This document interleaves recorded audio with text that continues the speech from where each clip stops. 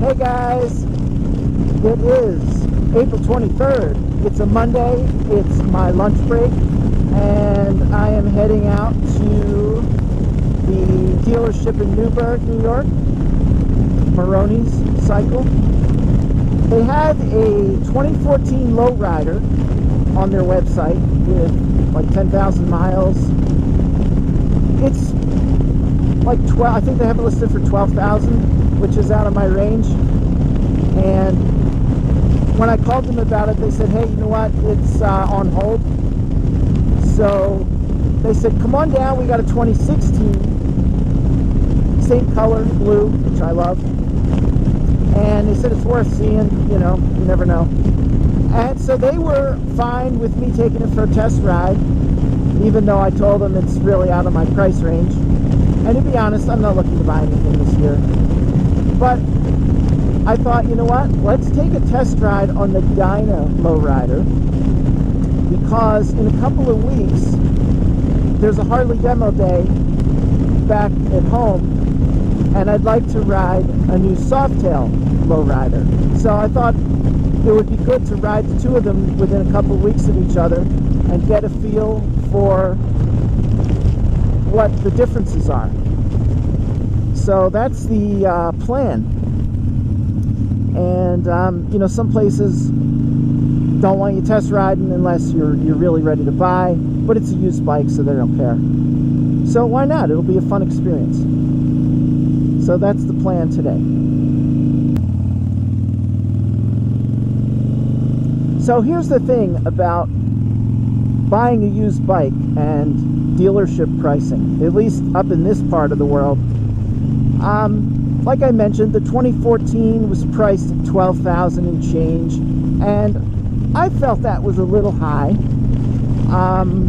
I know you can find bikes like that on Craigslist that are less expensive, but obviously they're going to be private sale. So I posted a bike online and on the forum, Harley forum, and just asked for some opinions. And pretty much everybody said, yeah, it's too high. They gave me some links to other listings, again, private sales. And, you know, one person said offer them 8, which I just had to laugh. And here's my point. A friend of mine just this past weekend, my previous vlog, bought a Street Glide, 2 years old. The dealership gave him no discount whatsoever. I mean, he went in, they had the price on it, he made them an offer, they're just like, no, that's the price. And so they ended up giving him a couple $100 in store credit, free inspections, some stuff like that, which is nice, you know. But these guys don't budge on the price. Oh, the other thing is they came up a bit on what they were giving him for his trade. So, you know, he was happy. But why are these dealers so unwilling to come off the price? And the answer is very simple. They know they're going to sell the bike. So they have this 2014 Low Rider, and I'm thinking, you know, gee, that's kind of high, you know, I'll give you 10. They would just say, hey, thanks for looking, have a nice day. And just to prove it, I mean, it's only been for sale a few days. I call about it and it's already on hold. So why should they even bother, you know, negotiating if they know they're going to sell it? That's really what it boils down to. They have no incentive to knock $1,000 or more off of a bike when they know that in another day or two somebody else will be in there wanting to buy it. And that's just the reality of it.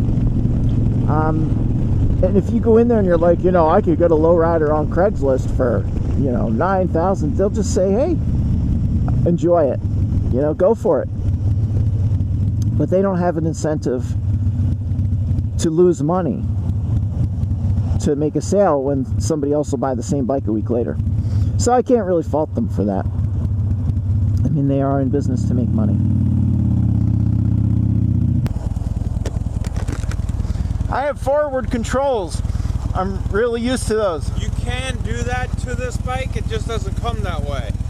Yeah, it'll just take me a few minutes to get used to being scrunched a little bit, but I'm good. Right. You good? You good? You're comfortable? I'm comfortable. Okay, thank you.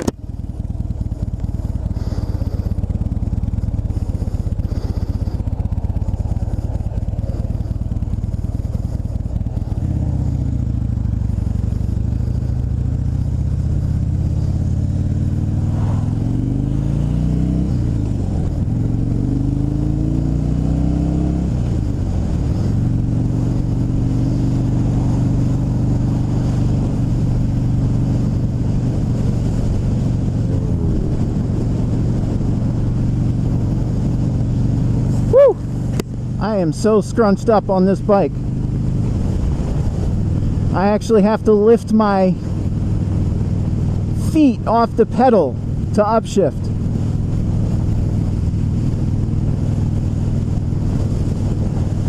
Wow.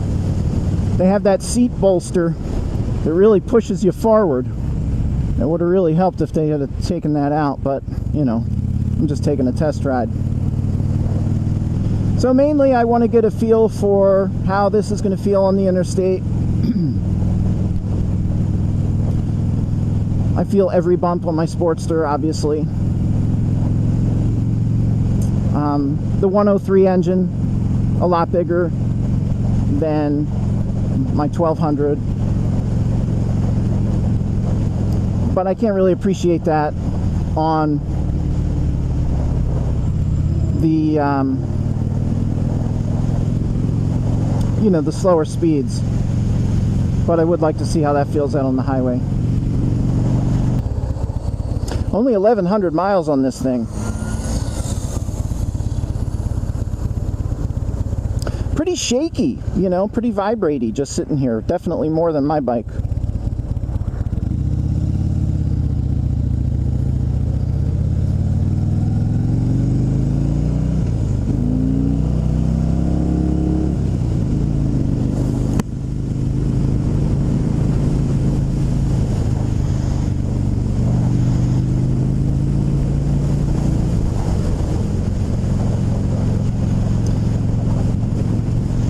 Also, I have to remember this has 6 speeds. I'm used to 5.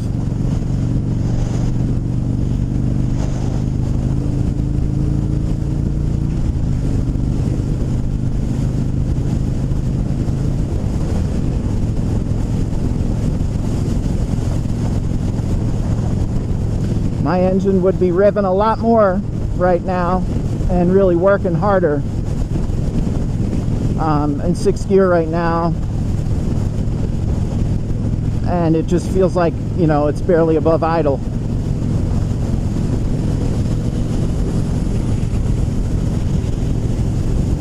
Just under 3,000 RPM now. Actually about 2,500 right now.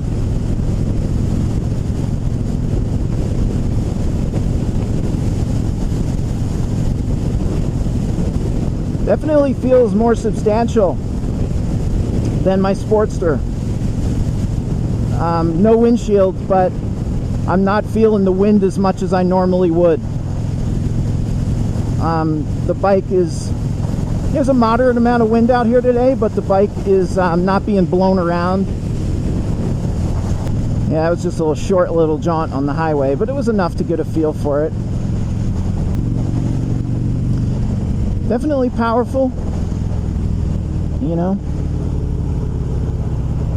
no issue there. Oh my goodness, my legs are so scrunched up. I'm definitely not used to that. Wow, really tight on my legs. Alright, so this is like a dark sparkle. There's a special name for this color. I don't remember what it is though. It almost looks black indoors, but out in the sunshine it's got a deep blue. It's nice. It wouldn't be my first preference. I prefer the oh, what does that call it? Superior blue.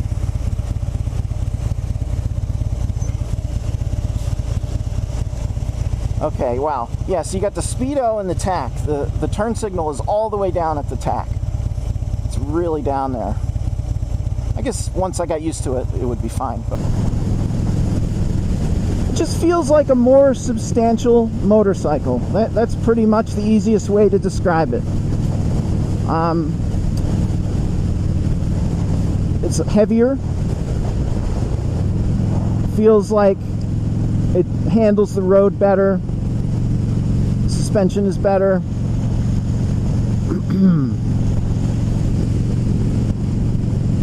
Wind doesn't push it around as easily. I guess, you know, performance-wise, it's probably faster than my Sportster, but not dramatically. At least not that I can tell. And I don't have any issues with my Sportster as far as speed goes. It's just that when you're on the highway doing 65, 70, you feel it like you're at your upper end. You know, you can go a lot faster than that, obviously, but you can definitely hear the engines working. You can see why people love the Dyna. This is a beautiful platform. It really is. There would be some things I'd want to do to this bike to make it my bike, but I could definitely get a lot of years and a lot of miles out of it.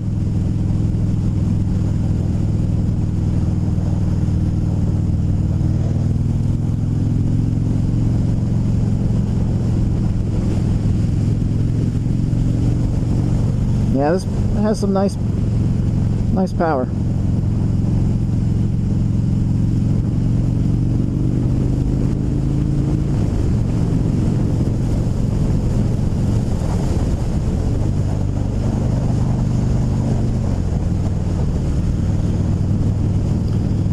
All right, we'll be pulling in right around this little hill.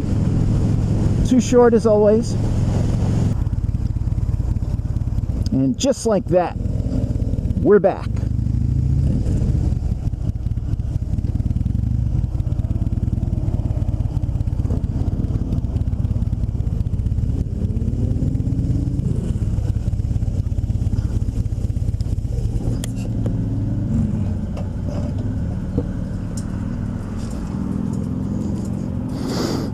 Yeah, these guys don't have a key.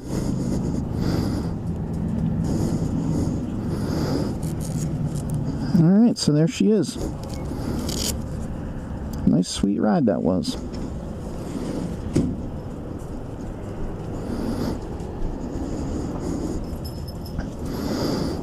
Two into one pipe.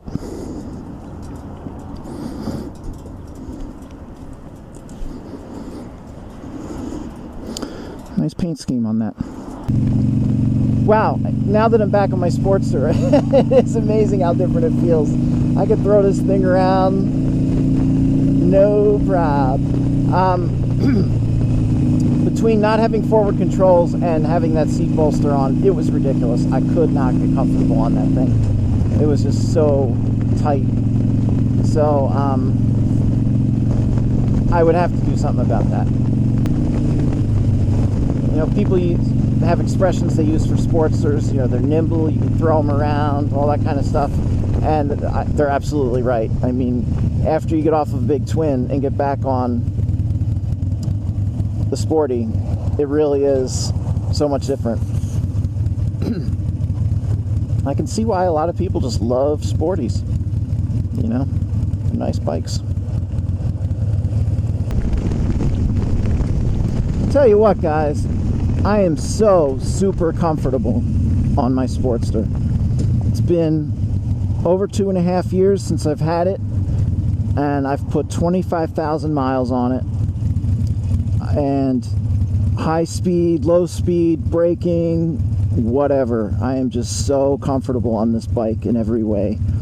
So it's something I'm going to have to keep in mind when I am looking at my next bike. I don't want to get a bike and then have to spend a whole bunch of money on forward controls, different seat, things like that, just to be comfortable on it. Harley definitely does seem to be aiming at smaller riders or something. The new Softail frames are kind of small. And I know they're trying to get female riders and stuff, but come on, you know, some of us guys are not that small. 6 foot 190. That's me, and you know, there's certainly people a lot bigger than me. All right, well, I guess that's it for this one. It was fun taking a test drive, even though that bike is not really an option for me. Now I have something to compare future bikes to, and it was just a great thing to do at lunchtime. That's it, guys. Until next time.